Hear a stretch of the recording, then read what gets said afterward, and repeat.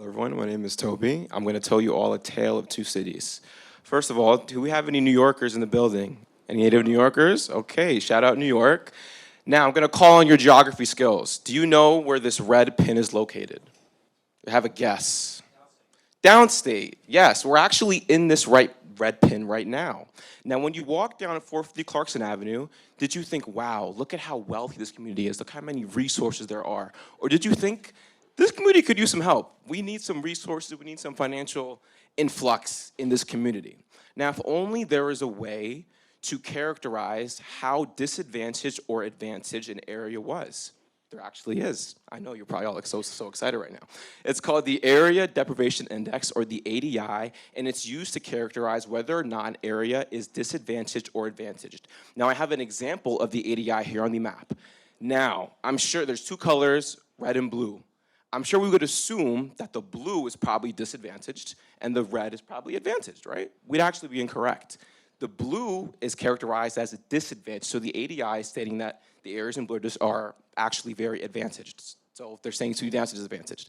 Now we're like, I don't really know about that. Let's do some further research. So our program, we looked at all the New York hospitals and we looked at their Medicaid proportion. So Medicaid is commonly insured by students or people who are under a certain socioeconomic status. So we would assume a place that has higher Medicaid probably has more need.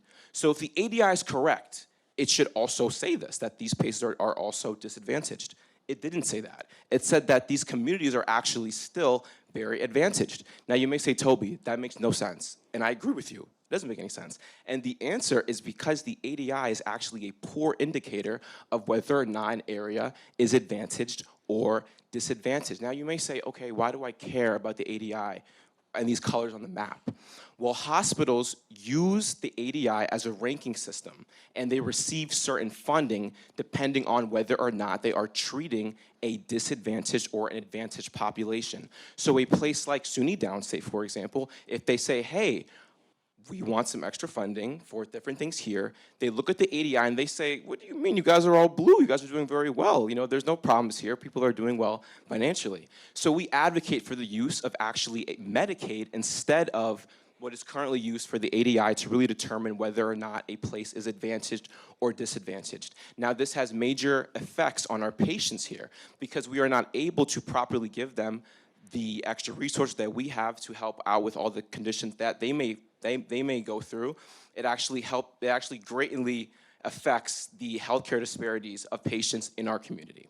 Thank you for your time.